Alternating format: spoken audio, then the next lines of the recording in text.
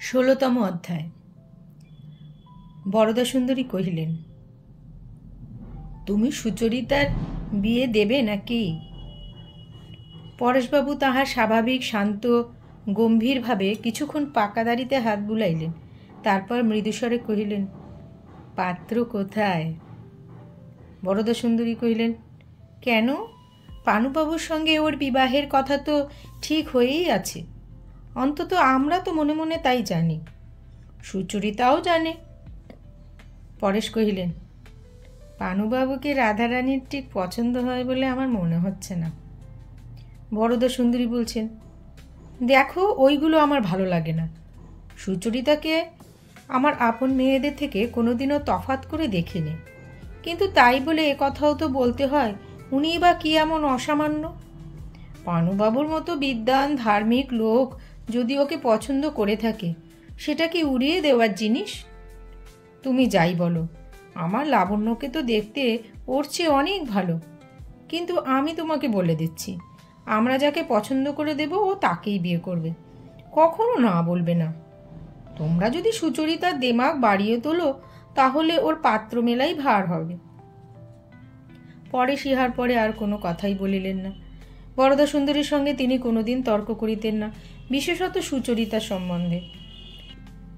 সতীশকে জন্ম দিয়া যখন সুচরিতার মার মৃত্যু হয়, তখন সুচরিতার বয়স 7।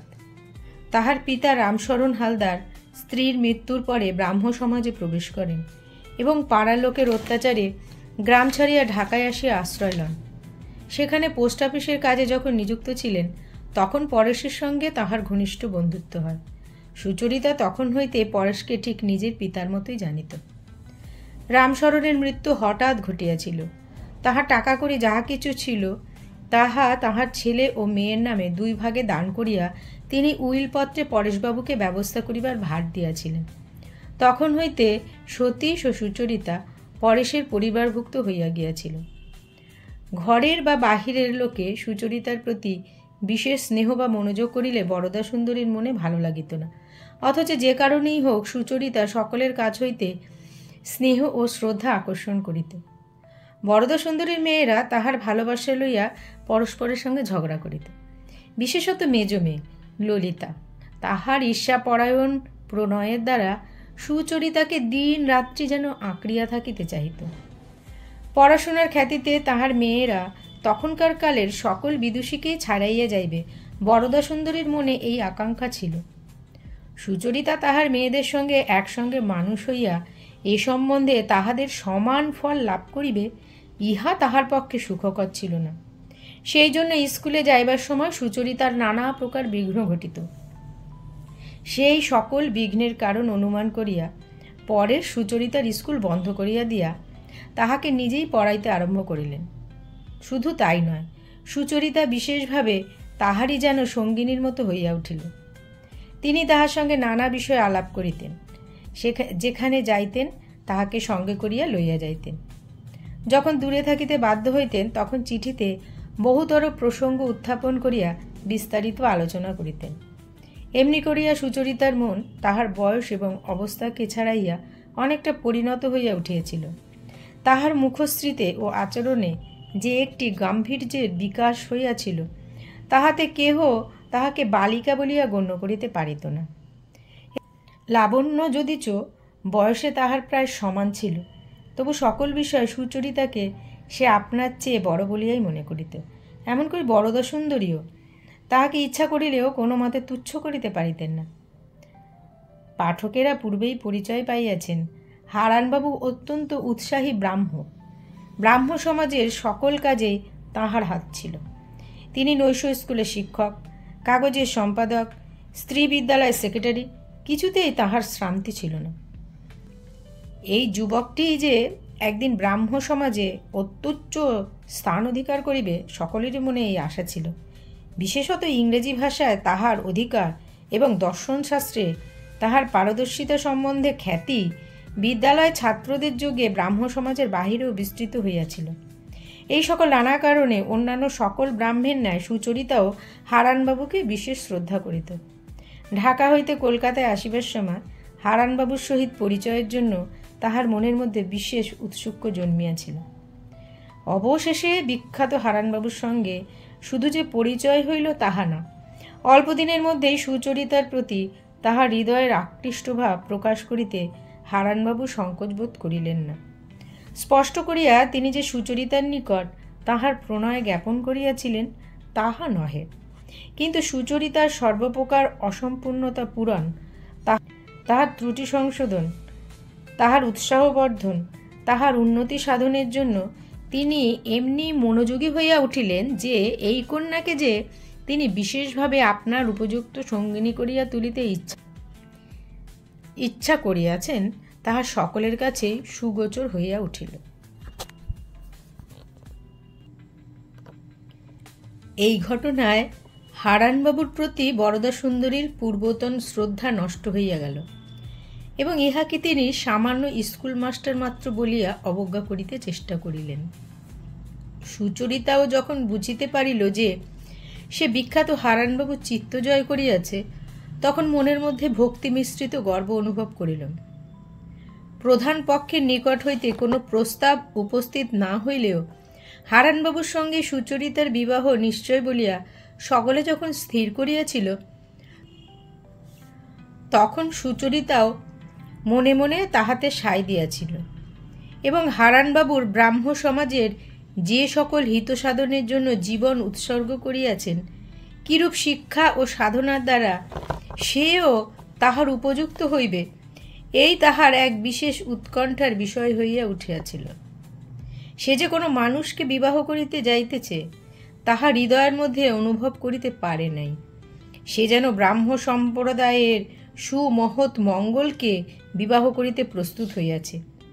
সেই মঙ্গল প্রচুর গ্রন্থপাঠ দ্বারা, অত্যুচ্চ বিদ্বান এবং তত্ত্বজ্ঞানের দ্বারা নিরতিশয় গম্ভীর। এই বিবাহের কল্পনা তাহার কাছে ভয়, সম্ভ্রম ও দুঃসাধ্য দায়িত্ববোধের দ্বারা রচিত একটা পাথরের কেল্লার মতো বোধ হইতে লাগিল। তাহা যে কেবল সুখে বাস করিবার তাহা নয়, তাহা লড়াই করিবার, তাহা পারিবারিক নয়, তাহা ঐতিহাসিক। এই অবস্থাতে যদি বিবাহ হইয়া যাইত, তবে অন্তত কন্যাপক্ষের সকলেই এই বিবাহকে বিশেষ একটা সৌভাগ্যের বলিয়াই জ্ঞান করিত। কিন্তু হারানবাবু নিজের উৎকৃষ্ট মহৎ জীবনের দায়িত্বকে এতই বড় করিয়া দেখিতেন যে কেবলমাত্র ভালো লাগার দ্বারা আকৃষ্ট হইয়া বিবাহ করাকে তিনি নিজের অযোগ্য বলিয়া জ্ঞান করিলেন।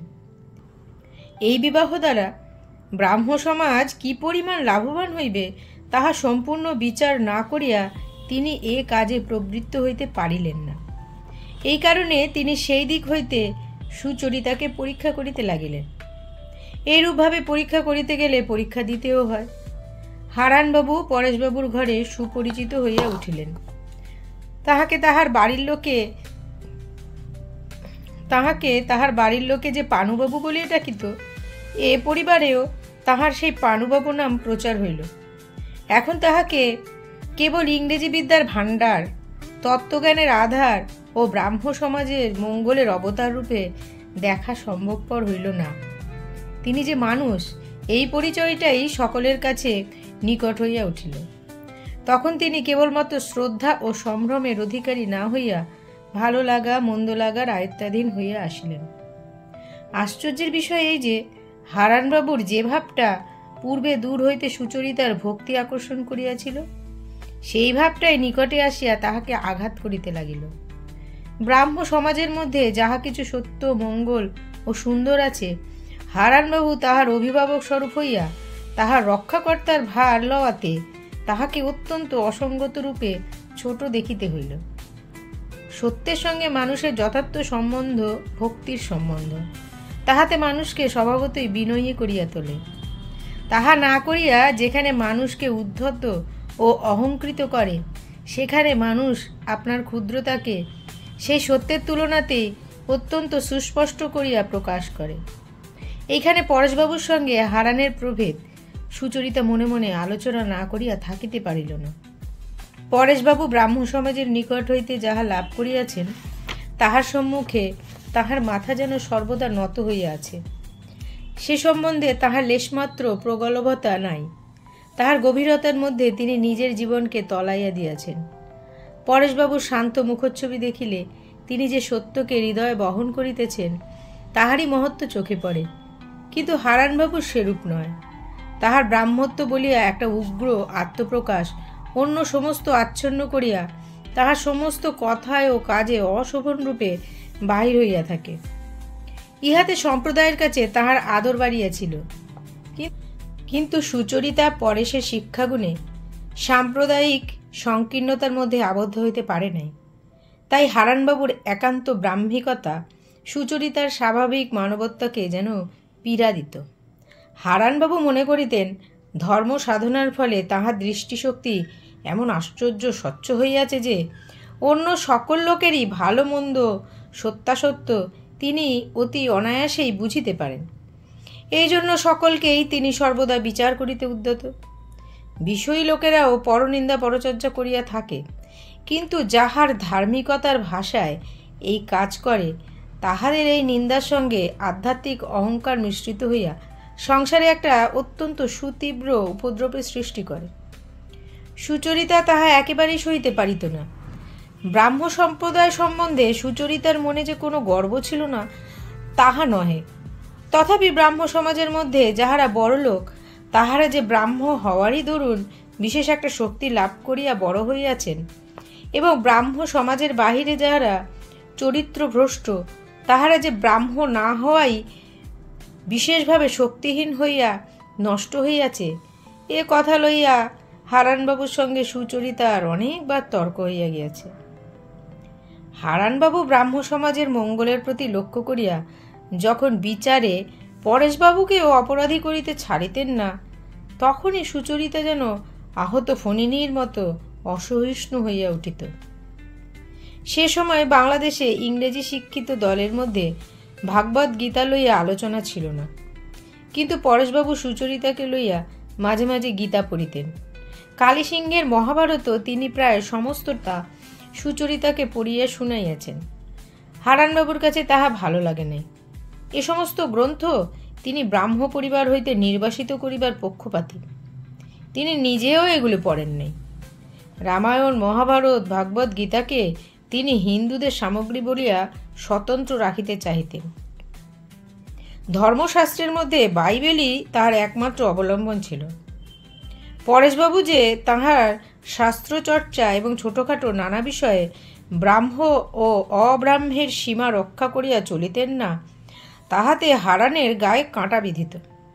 পরেশের আচরণে প্রকাশ্যে বা মনে মনে কেহ কোনো প্রকার দোষারোপ করিবে এমন স্পর্ধা সুচরিতা কখনোই সহিতে পারে না, এবং এইরূপ স্পর্ধা প্রকাশ হইয়া পড়াতেই হারানবাবু সুচরিতার কাছে খাটো হইয়া গেছেন।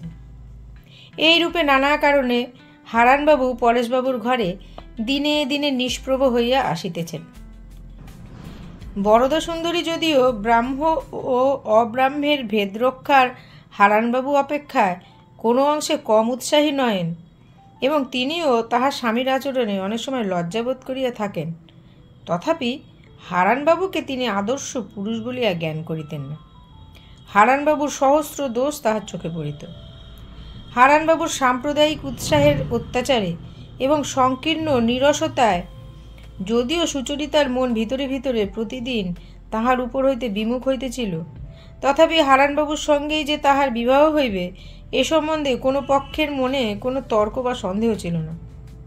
ধর্ম সামাজিক দোকানে যে ব্যক্তি নিজের উপর খুব বড় অক্ষরে উচ্চ মূল্যের টিকিট মারিয়া রাখে, অন্য লোকেও ক্রমে ক্রমে তাহার দুর্মূল্যতা স্বীকার করিয়া লয়। এই জন্য হারানবাবু তাহার মহৎ সংকল্পের অনুবর্তী হইয়া যথোচিত পরীক্ষা দ্বারা সুচরিতাকে পছন্দ করিয়া লইলেই যে সকলেই তাহা মাথা পাতিয়া লইবে, এ সম্বন্ধে হারানবাবুর এবং অন্য কারো মনে কোনো দ্বিধা ছিল না। এমনকি পরেশবাবুও হারানবাবুর দাবি মনে মনে অগ্রাহ্য করেন নাই। সকলেই হারানবাবুকে ব্রাহ্ম সমাজের ভাবী অবলম্বন স্বরূপ জ্ঞান করিত। তিনিও বিরুদ্ধ বিচার না করিয়া তাহাতে সায় দিতেন।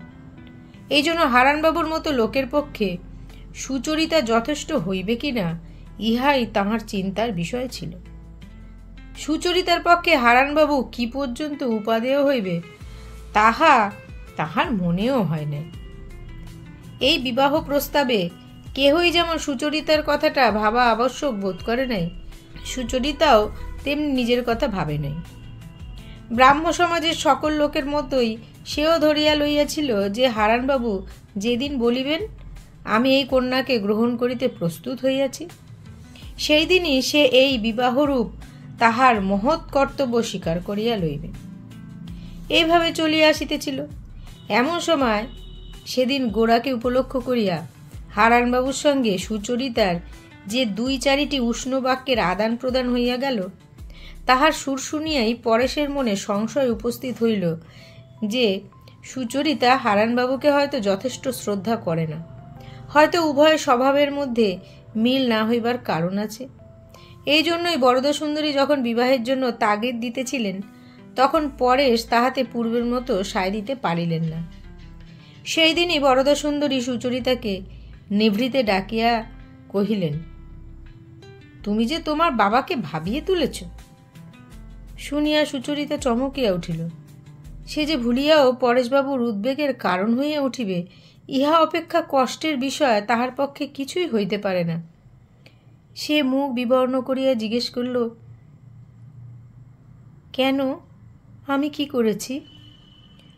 বরদাসুন্দরী বলিল, কি জানি বাছা, তার মনে হয়েছে যে তুমি পানুবাবুকে পছন্দ করো না। ব্রাহ্ম সমাজের সকল লোকেই জানে পানুবাবুর সঙ্গে তোমার বিবাহ একরকম স্থির হয়। এই অবস্থায় যদি তুমি...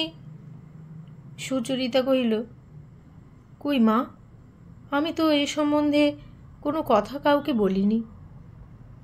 সুচরিতার আশ্চর্য হইবার কারণ ছিল।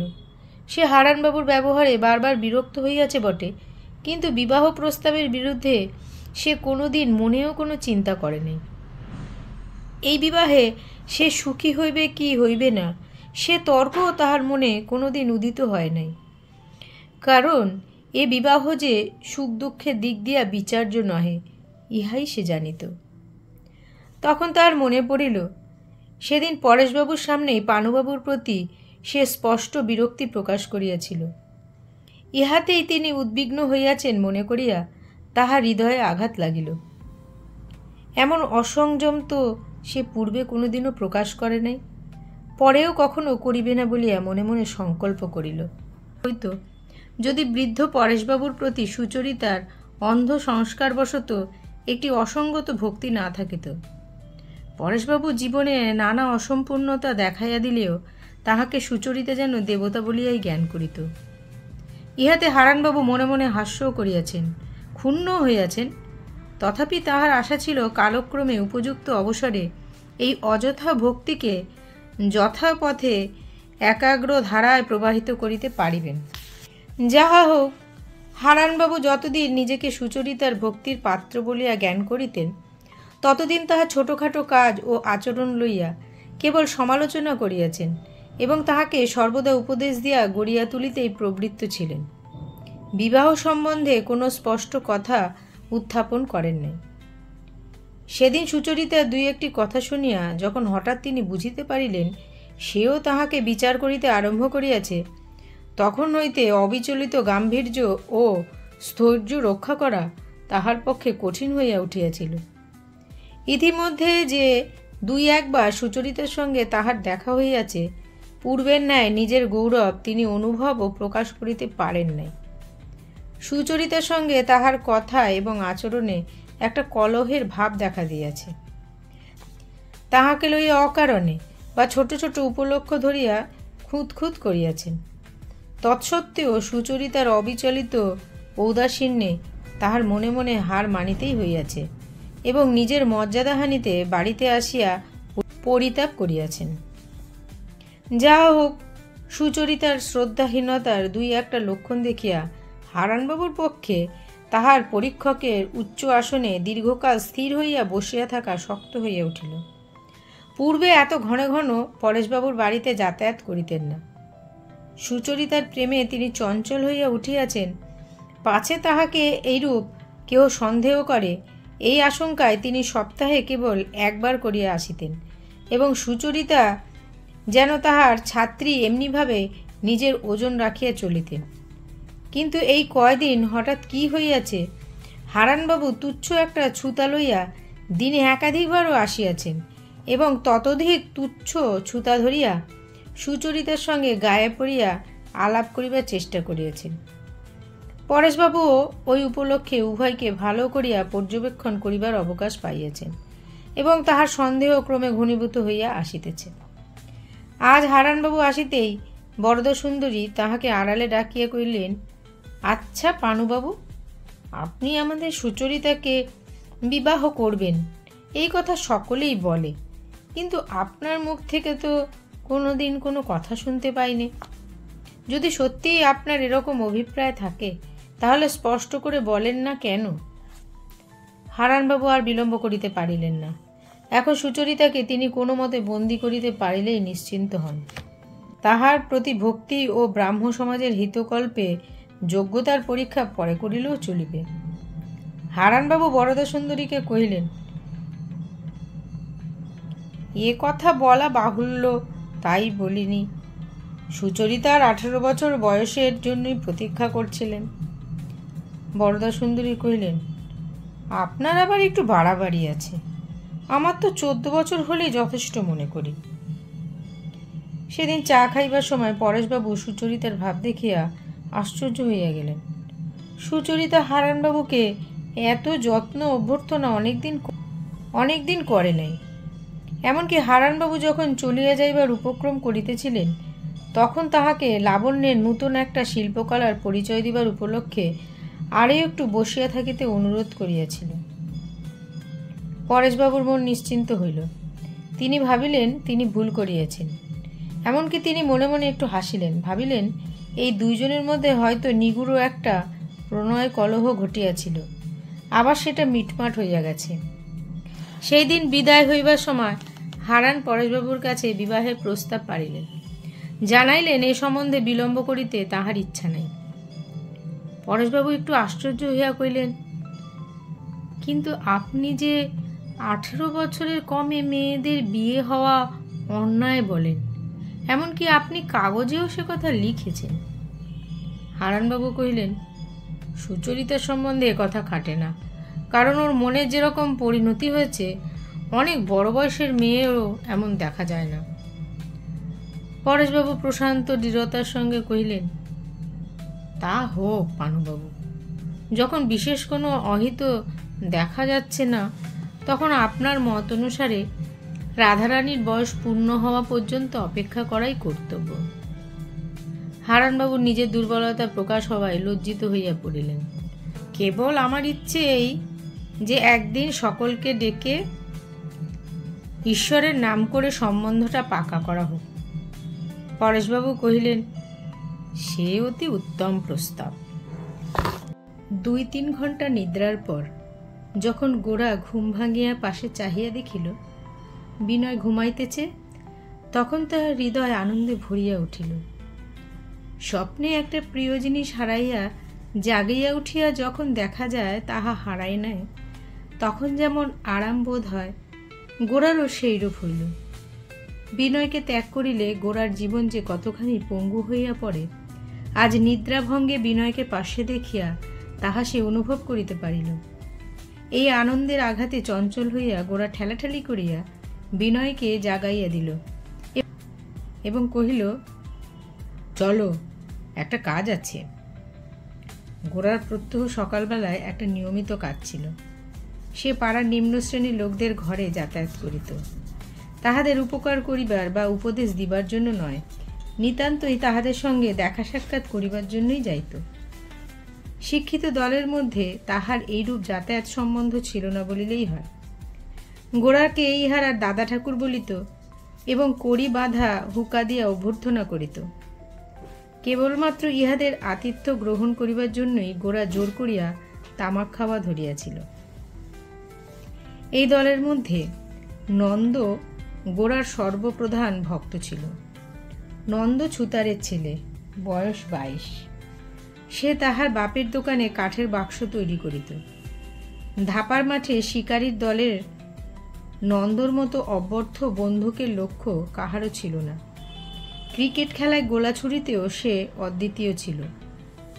গোরা তাহার শিকার ও ক্রিকেটের দলে ভদ্র ছাত্রদের সঙ্গে এই সকল ছুতার কামারের ছেলেদের একসঙ্গে মিলাইয়া লইয়াছিল। এই মিশ্রিত দলের মধ্যে নন্দ সকল প্রকার খেলায় ও ব্যায়ামে সকলের সেরা ছিল। ভদ্র ছাত্রেরা কেহ কেহ তাহার প্রতি ঈর্ষান্বিত ছিল, কিন্তু গোরার শাসনে সকলেরই তাহাকে দলপতি বলিয়া স্বীকার করিতে হইত। এই নন্দর পায়ে কয়েকদিন হইল একটা বাটালি পড়িয়া গিয়া ক্ষত হওয়ায় সে খেলার ক্ষেত্রে অনুপস্থিত ছিল। বিনয়কে লইয়া এই কয়দিন গোরার মন বিকল ছিল। সে তাহাদের বাড়িতে যাইতে পারে নাই। আজ প্রভাতে বিনয়কে সঙ্গে করিয়া সে ছুতার পাড়ায় গিয়া উপস্থিত হইল।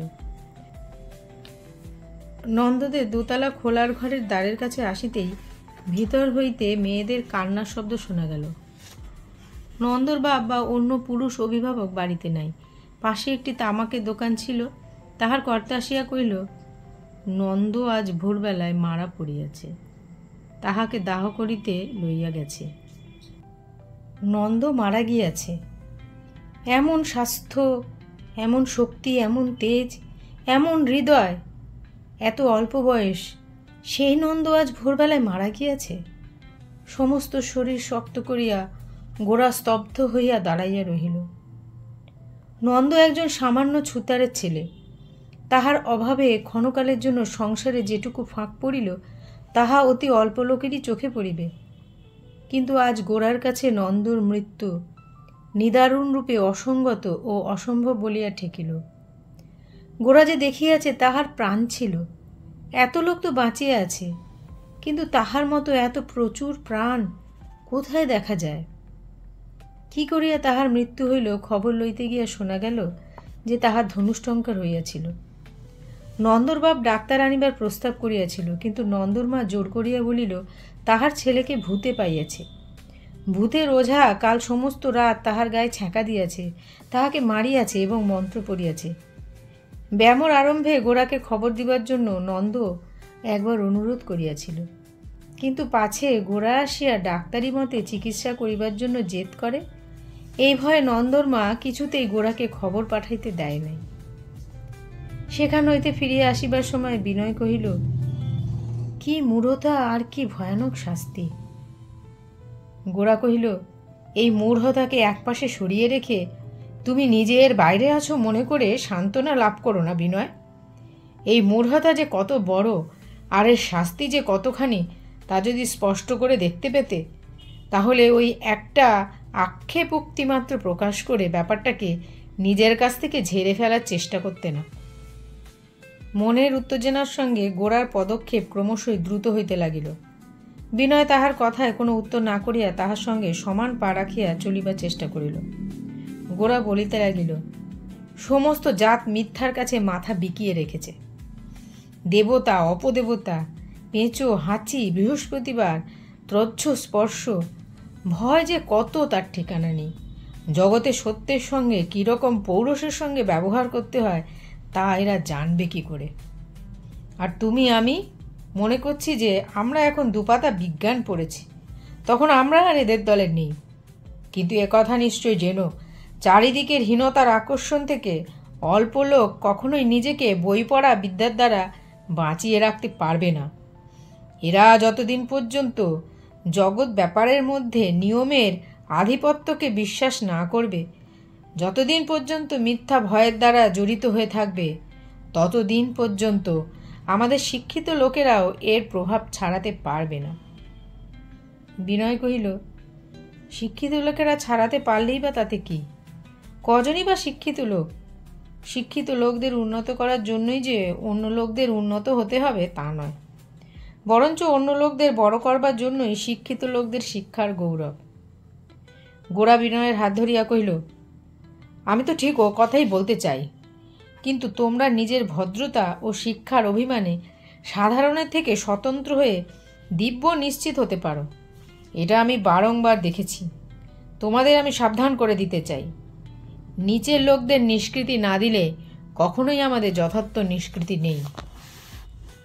নৌকার খোলে যদি ছিদ্র থাকে তবে নৌকার মাস্তুল কখনোই গায়ে ফুঁ দিয়ে বেড়াতে পারবে না, তা তিনি যত উচ্চেই থাকুন না কেন। বিনয় নিরুত্তরে গোরার সঙ্গে সঙ্গে চলিতে লাগিল। গোরা কিছুক্ষণ চুপ করিয়া হঠাৎ বলিয়া উঠিল, না বিনয়, এ আমি কিছুতেই সহ্য করতে পারবো না। এই যে ভূতের ওঝা এসে আমার নন্দকে মেরে গেছে, তার মার আমাকে লাগছে, আমার সমস্ত দেশকে লাগছে। আমি এসব ব্যাপারকে এক একটা ছোট এবং বিচ্ছিন্ন ঘটনা কোনো মতেই বলতে পারিনি। তথাপি বিনয়কে নিরুত্তর দেখিয়া গোরা গর্জিয়া উঠিল, বিনয়, আমি বেশ বুঝতে পারছি তুমি মনে মনে কি ভাবছ। তুমি ভাবছ এর প্রতিকার নেই, কিংবা প্রতিকারের সময় উপস্থিত হতে অনেক বিলম্ব আছে। তুমি ভাবছ এই যে সমস্ত ভয় ও মিথ্যা সমস্ত ভারতবর্ষকে চেপে দাঁড়িয়ে রয়েছে, ভারতবর্ষের এ বোঝা হিমাচলের মতো, একে ঠেলে টলাতে পারবে কে? কিন্তু আমি এরকম করে ভাবতে পারিনি। যদি ভাবতুম তাহলে বেঁচে যেতুম। যা কিছু আমার দেশকে আঘাত করছে তার প্রতিকার আছেই, তা সে যত বড় প্রবল হোক, এবং একমাত্র আমাদের হাতেই তার প্রতিকার আছে।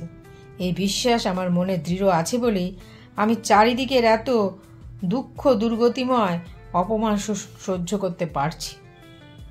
বিনয় কহিল, এত বড় দেশজোড়া প্রকাণ্ড দুর্গতির সামনে বিশ্বাসকে খাড়া করে রাখতে আমার সাহসই হয় না। গোরা কহিল, অন্ধকার প্রকাণ্ড আর প্রদীপের শিখা ছোট। সেই এত বড় অন্ধকারের চেয়ে এতটুকু শিখার উপরে আমি বেশ আস্থা রাখি। দুর্গতি চিরস্থায়ী হতে পারে এ কথা আমি কোনো ক্রমেই বিশ্বাস করতে পারি নে। সমস্ত বিশ্বের জ্ঞান শক্তি প্রাণ শক্তি তাহাকে ভিতরে বাইরে কেবলই আঘাত করছে। আমরা যে যতই ছোট হই, সেই জ্ঞানের দলে প্রাণের দলে দাঁড়াব। দাঁড়িয়ে যদি মরি তবু এ কথা নিশ্চয়ই মনে রেখে মরব যে আমাদেরই দলে জিত হবে। দেশের জড়তাকেই সকলের চেয়ে বড় এবং প্রবল মনে করে তারই ওপর বিছানা পেতে পড়ে থাকব না। আমি তো বলি, জগতের শয়তানের উপরে বিশ্বাস স্থাপন করা আর ভূতের ভয় করা ঠিক একই কথা। ওতে ফল হয় এই যে রোগের সত্যকার চিকিৎসায় প্রবৃত্তই হই না। যেমন মিথ্যা ভয় তেমনি মিথ্যা ওঝা, দুয়ে মিলেই আমাদের মারতে থাকে। বিনয়, আমি তোমাকে বারবার বলছি, এ কথা এক মুহূর্তের জন্যে স্বপ্নেও অসম্ভব বলে মনে করো না যে আমাদের এই দেশ মুক্ত হবে। অজ্ঞানতাকে চিরদিন জড়িয়ে থাকবে না, এবং ইংরেজ তাকে আপনার বাণিজ্য তরীর পিছনে চিরকাল শিকল দিয়ে বেঁধে নিয়ে বেড়াতে পারবে না।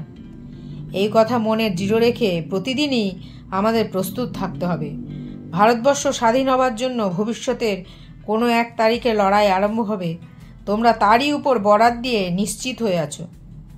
আমি বলছি, লড়াই আরম্ভ হয়েছে, প্রতি মুহূর্তে লড়াই চলছে। এই সময়ে যদি তোমরা নিশ্চিত হয়ে থাকতে পারো, তাহলে তার চেয়ে কাপুরুষতা তোমাদের কিছুই হতে পারে না। বিনয় কহিল, দেখো গোরা, তোমার সঙ্গে আমাদের একটা প্রভেদ আমি দেখতে পাই। পথে ঘাটে আমাদের দেশে প্রতিদিনই যা ঘটছে এবং অনেক দিন ধরেই যা ঘটে আসছে, তুমি প্রত্যহই তাকে নতুন চোখে দেখতে পাও।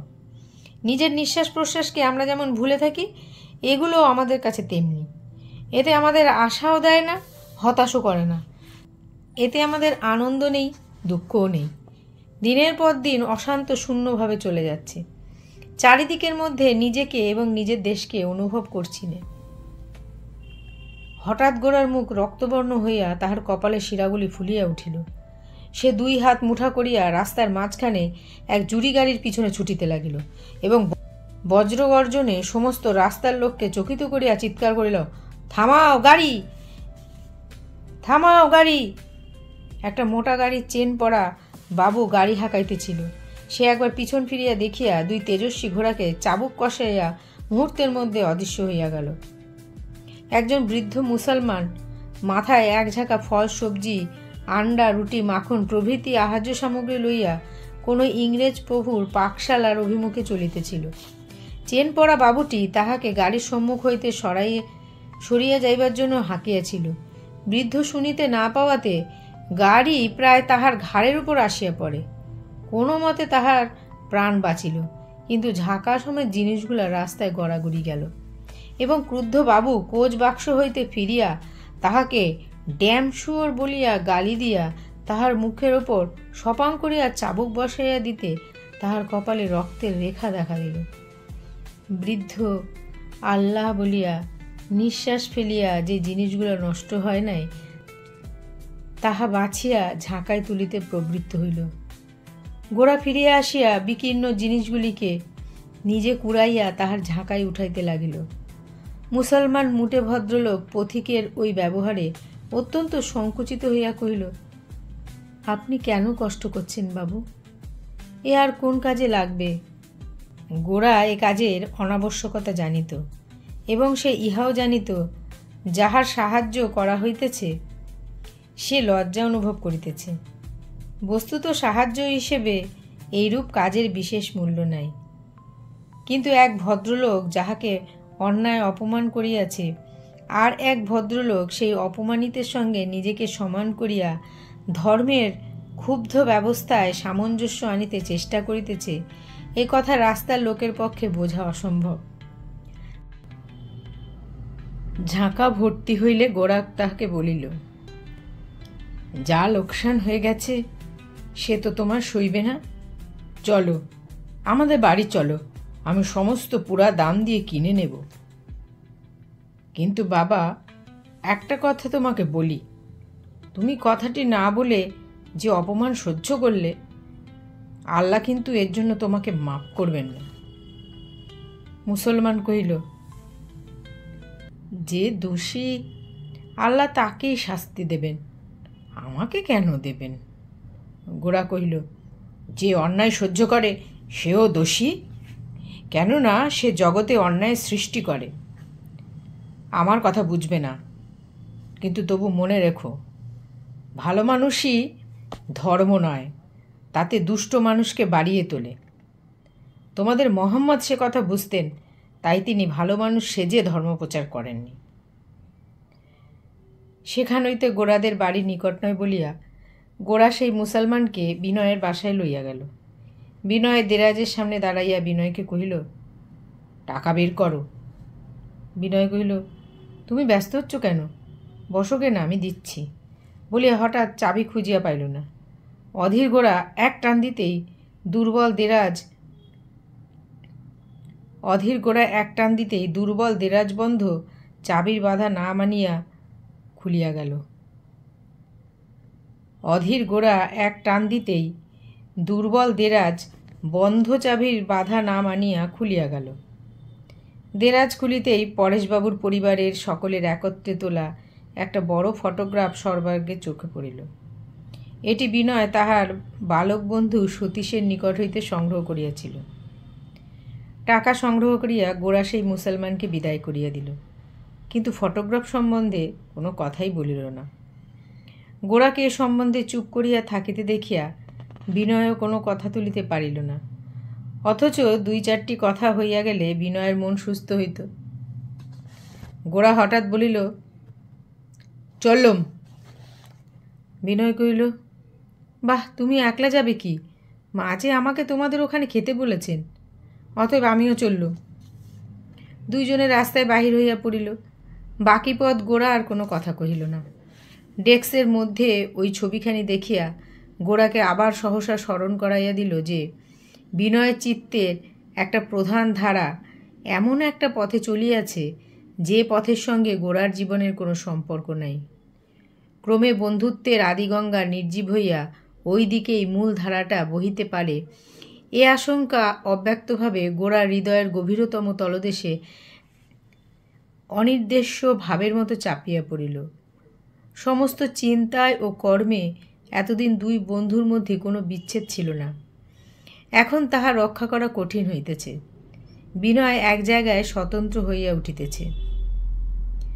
গোরা যে কেন চুপ করিয়া গেল বিনয় তাহা বুঝিল, কিন্তু এই নীরবতার বেড়া গায়ে পড়িয়া ঠেলিয়া ভাঙিতে তাহার সংকোচ বোধ হইল। গোরার মনটা যে জায়গায় আসিয়া ঠেকিতেছে সেখানে একটা সত্যকার ব্যবধান আছে, ইহা বিনয় নিজেও অনুভব করে। বাড়িতে আসিয়া পৌঁছিতে দেখা গেল মহিম পথের দিকে চাইয়া দাঁড়াইয়া আছে। দুই বন্ধুকে দেখিয়া তিনি কহিলেন, ব্যাপারখানা কি? কাল তো তোমাদের সমস্ত রাত না ঘুমিয়েই কেটেছে। আমি ভাবছিলাম দুজনে বুঝি বা ফুটপাতের উপর কোথাও আরামে ঘুমিয়ে পড়েছ। বেলা তো কম হয়নি। যাও বিনয়, যাও, নাইতে যাও। বিনয়কে তাগিদ করিয়া নাহিতে পাঠাইয়া মহিম গোরাকে লইয়া পড়িলেন। কহিলেন, দেখো গোরা, তোমাকে যে কথাটা বলেছিলুম সেটা একটু বিবেচনা করে দেখো। বিনয়কে যদি তোমার অনাচারী বলে সন্দেহ হয়, তাহলে আজকালকার বাজারে হিন্দু পাত্র কোথায় পাব? শুধু হিঁদুয়ানি হলে তো চলবে না, লেখাপড়াও তো চাই। এই লেখাপড়াতে হিঁদুয়ানিতে মিলিলে যে পদার্থটা হয়, সেটা আমাদের হিন্দু মতে ঠিক শাস্ত্রীয় জিনিস নয় বটে, কিন্তু মন্দ জিনিসও নয়। যদি তোমার মেয়ে থাকতো, তাহলে এ বিষয়ে আমার সঙ্গে তোমার মতের মিল হয়ে যেত। গোরা কহিল, তা বেশ তো, বিনয় বোধ হয় আপত্তি করবে না। মহিম কহিল, শোনো একবার, বিনয়ের আপত্তির জন্য কে ভাবছে? তোমার আপত্তিকেই তো ডরাই। তুমি নিজের মুখে একবার বিনয়কে অনুরোধ করো, আমি আর কিছু চাই না। তাতে যদি ফল না হয় তো হবে না। গোরা কহিল, আচ্ছা। মহিম মনে মনে কহিল, এইবার ময়রার দোকানে সন্দেশ আর গয়লার দোকানে দই ক্ষীর ফরমাস দিতে পারি।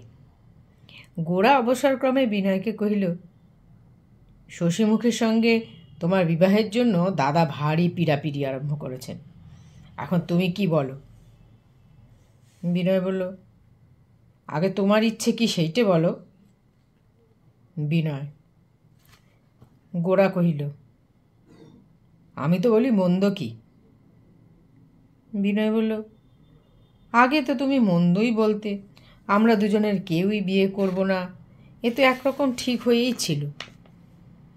গোরা বলছে, এখন ঠিক করা গেল তুমি বিয়ে করবে আর আমি করব না।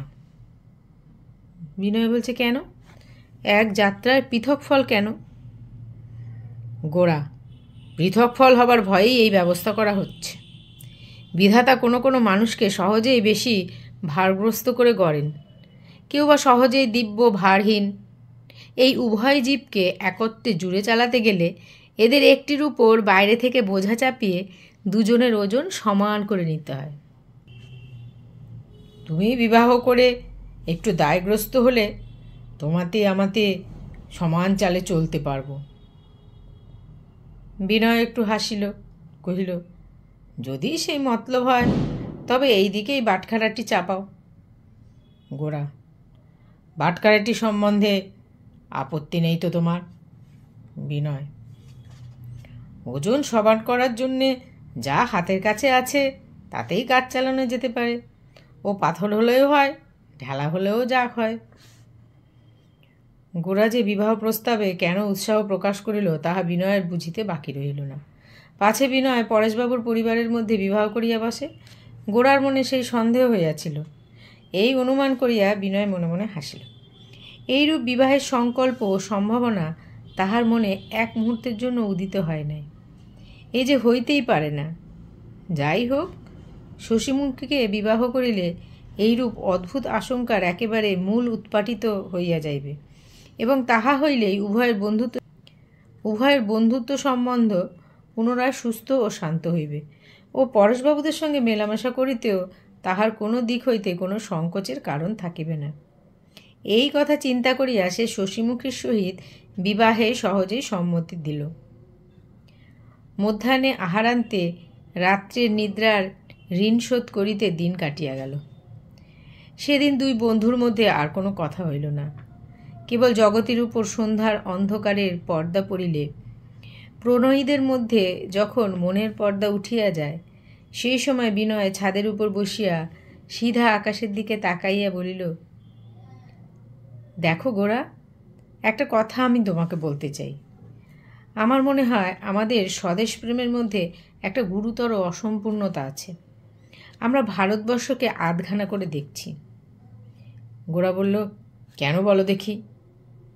বিনয়, আমরা ভারতবর্ষকে কেবল পুরুষের দেশ বলেই দেখি, মেয়েদের একেবারেই দেখি না। গোরা বলছে, তুমি ইংরেজদের মতো মেয়েদের বুঝি ঘরে বাইরে জলে স্থলে শূন্যে আহারে আমোদে কর্মে সর্বত্রই দেখতে চাও? তাতে ফল হবে এই যে পুরুষের চেয়ে মেয়েকেই বেশি করে দেখতে থাকবে, তাতেও দৃষ্টির সামঞ্জস্য নষ্টই হবে। বিনয় বলল, না না, তুমি আমার কথাটাকে ওরকম করে উড়িয়ে দিলে চলবে না। ইংরেজদের মতো করে দেখব কি না দেখব সে কথা কেন তুলছ? আমি বলছি এটা সত্য যে স্বদেশের মধ্যে মেয়েদের অংশকে আমাদের চিন্তার মধ্যে আমরা যথা পরিমাণে আনিনে। তোমার কথাই আমি বলতে পারি, তুমি মেয়েদের সম্বন্ধে এক মুহূর্ত ভাবো না। দেশকে তুমি যেন নারীহীন করে জানো। সেরকম জানা কখনোই সত্য জানা নয়। গোরা বলছে, আমি যখন আমার মাকে দেখেছি, মাকে জেনেছি, তখন আমার দেশের সমস্ত স্ত্রীলোককে সেই এক জায়গা থেকেই দেখছি, জেনেছি। বিনয় কহিল, ওটা তুমি নিজেকে ভোলাবার জন্য একটা সাজিয়ে কথা বললে মাত্র। ঘরের কাজের মধ্যে ঘরের লোকে ঘরের মেয়েদের অতি পরিচিতভাবে দেখলে তাতে যথার্থ দেখা হয় না। নিজেদের গার্হস্থ্য প্রয়োজনের বাইরে আমরা দেশের মেয়েদের যদি দেখতে পেতুম, তাহলে আমাদের স্বদেশের সৌন্দর্য এবং সম্পূর্ণতাকে আমরা দেখতুম। দেশের এমন একটি মূর্তি দেখা যেত যার জন্য প্রাণ সহজ হতো, যার জন্য প্রাণ দেওয়া সহজ হতো। অন্তত তাহলে দেশের মেয়েরা যেন কোথাও নেই এরকম ভুল আমাদের কখনোই ঘটতে পারত না। জানি ইংরেজের সমাজের সঙ্গে কোনো রকম তুলনা করতে গেলেই তুমি আগুন হয়ে উঠবে। আমি তা করতে চাইনি। আমি জানি ঠিক কতটা পরিমাণে এবং কী রকমভাবে আমাদের মেয়েরা সমাজে প্রকাশ পেলে তাদের মর্যাদা লঙ্ঘন হয় না। কিন্তু এটা স্বীকার করতেই হবে, মেয়েরা প্রচ্ছন্ন থাকাতে আমাদের স্বদেশ আমাদের কাছে অর্ধসত্য হয়ে আছে। আমাদের হৃদয়ে পূর্ণ প্রেম এবং পূর্ণ শক্তি তারা দিতে পারছে না। গোরা বলছে, তুমি এ কথাটা সম্প্রতি হঠাৎ আবিষ্কার করলে কি করে? বিনয়, হ্যাঁ, সম্প্রতিই আবিষ্কার করেছি এবং হঠাৎই আবিষ্কার করেছি। এত বড় সত্য আমি এতদিন জানতুম না। জানতে পেরেছি বলে আমি নিজেকে ভাগ্যবান বলেই মনে করছি। আমরা যেমন চাষাকে কেবলমাত্র তার চাষবাস, তাঁতিকে তার কাপড় তৈরির মধ্যে দেখি বলে তাদের ছোট লোক বলে অবজ্ঞা করি, তারা সম্পূর্ণভাবে আমাদের চোখে পড়ে না এবং ছোটলোক ভদ্রলোকের সেই বিচ্ছেদের দ্বারাই দেশ দুর্বল হয়েছে। ঠিক সেই রকমই দেশের মেয়েদের কেবল তাদের রান্না বাটনার মধ্যে আবদ্ধ করে রেখেছি। এই কারণেই মেয়েদের মেয়ে মানুষ বলে অত্যন্ত খাটো করে দেখি। এতে করে আমাদের সমস্ত দেশই খাটো হয়ে গেছে। গোরা বলছে, দিন আর রাত্রি সময়ের এই যেমন দুটো ভাগ, পুরুষ এবং মেয়েও তেমনি সমাজের দুই অংশ।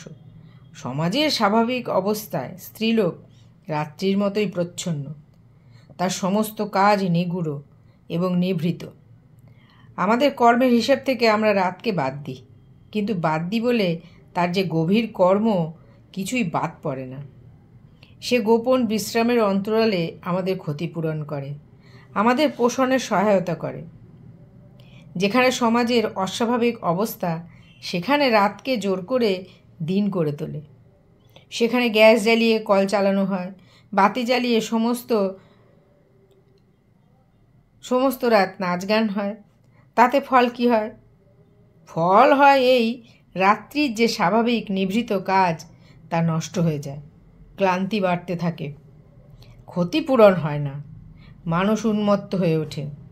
মেয়েদেরও যদি তেমনি আমরা প্রকাশ্য কর্মক্ষেত্রে টেনে আনি, তাহলে তাদের নিগুড় কর্মের ব্যবস্থা নষ্ট হয়ে যায়। তাতে সমাজের স্বাস্থ্য এবং শান্তি ভঙ্গ হয়, সমাজে একটা মত্ততা প্রবেশ করে। এই মত্ততাকে হঠাৎ শক্তি বলে ভ্রম হয়, কিন্তু সে শক্তি বিনাশ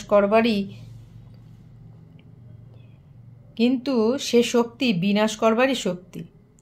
শক্তির দুটো অংশ আছে, এক অংশ ব্যক্ত, আরেক অংশ অব্যক্ত। এক অংশ উদ্যোগ, আরেক অংশ বিশ্রাম। এক অংশ প্রয়োগ, আরেক অংশ সংবরণ। শক্তির এই সামঞ্জস্য যদি নষ্ট করো, তাহলে সে ক্ষুব্ধ হয়ে ওঠে, কিন্তু সে ক্ষোভ মঙ্গলকর নয়। নরনারী সমাজ শক্তির দুই দিক। পুরুষই ব্যক্ত, কিন্তু ব্যক্ত বলেই যে মস্ত তা নয়। নারী অব্যক্ত। এই অব্যক্ত শক্তিকে যদি কেবলই ব্যক্ত করবার চেষ্টা করা হয়, তাহলে সমস্ত মূলধন খরচ করে ফেলে সমাজকে দ্রুত বেগে দেউলে করার দিকে নিয়ে যাওয়া হয়। সেই জন্যই বলছি, আমরা পুরুষরা যদি থাকি যজ্ঞের ক্ষেত্রে, মেয়েরা যদি থাকেন ভাড়া রাখলে, তাহলেই মেয়েরা অদৃশ্য থাকলেও যজ্ঞ সুসম্পন্ন হবে। সব শক্তিকে একই দিকে, একই জায়গায়, একই রকম খরচ করতে চায় যারা, তারা উন্মত্ত। বিনয় বলল, গোরা, তুমি যা বললে আমি তার প্রতিবাদ করতে চাই না, কিন্তু আমি যা বলছিলুম তুমিও তার প্রতিবাদ করনি। আসল কথা, গোরা বলছে, দেখো বিনয়, এরপরেও একটা কথা থাকে, আর অধিক যদি বকাবকি করা যায় তাহলে সেটা নিতান্ত তর্ক হয়ে দাঁড়ায়। আমি স্বীকার করছি তুমি সম্প্রতি মেয়েদের সম্বন্ধে যতটা সচেতন হয়ে উঠেছ আমি ততটা হইনি। সুতরাং তুমি যা অনুভব করছো আমাকেও তাই অনুভব করাবার চেষ্টা করো, কখনো সফল হবে না। অতএব এ সম্বন্ধে আপাতত আমাদের মতভেদ রইল বলেই মেনে নেওয়া যাক। গোরা কথাটাকে উড়াইয়া দিল, কিন্তু বীজকে উড়াইয়া দিলেও সে মাটিতে পড়ে, এবং মাটিতে পড়িলে সুযোগ মতো অঙ্কুরিত হইতে বাধা থাকে না। গোরা কথাটাকে উড়াইয়া দিল, কিন্তু বীজকে উড়াইয়া দিলেও সে মাটিতে পড়ে, এবং মাটিতে পড়িলে সুযোগ মতো অঙ্কুরিত হইতে বাধা থাকে না। এ পর্যন্ত জীবনের ক্ষেত্র হইতে গোরা স্ত্রীলোককে একেবারেই সরাইয়া রাখিয়াছিল। সেটাকে একটা অভাব বা ক্ষতি বলিয়া সে কখনো স্বপ্নেও অনুভব করে নাই।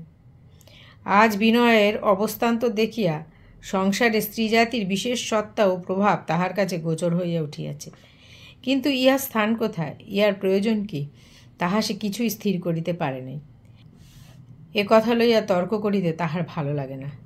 বিষয়টাকে সে অস্বীকার করিতেও পারে না, আয়ত্ত করিতেও পারিতেছে না। এই জন্য ইহাকে আলোচনার বাহিরে রাখিতে চায়। রাত্রে বিনয় যখন বাসায় ফিরিতেছিল তখন আনন্দময়ী তাকে ডাকিয়া কইলেন, শশীমুখীর সঙ্গে বিনয় তোমার বিবাহ নাকি ঠিক হয়ে গেছে? বিনয় সলজ্জ হাস্যের সহিত কহিল, হ্যাঁ মা, গোরা এই শুভকর্মের ঘটক। আনন্দময়ী কহিলেন, শশীমুখী মেয়েটি ভালো, কিন্তু বাছা, ছেলে মানুষই করো না। আমি তোমার মন জানি বিনয়, একটু দমনা হয়েছে বলে তাড়াতাড়ি এ কাজ করে ফেলছ। এখনও বিবেচনা করে দেখার সময় আছে।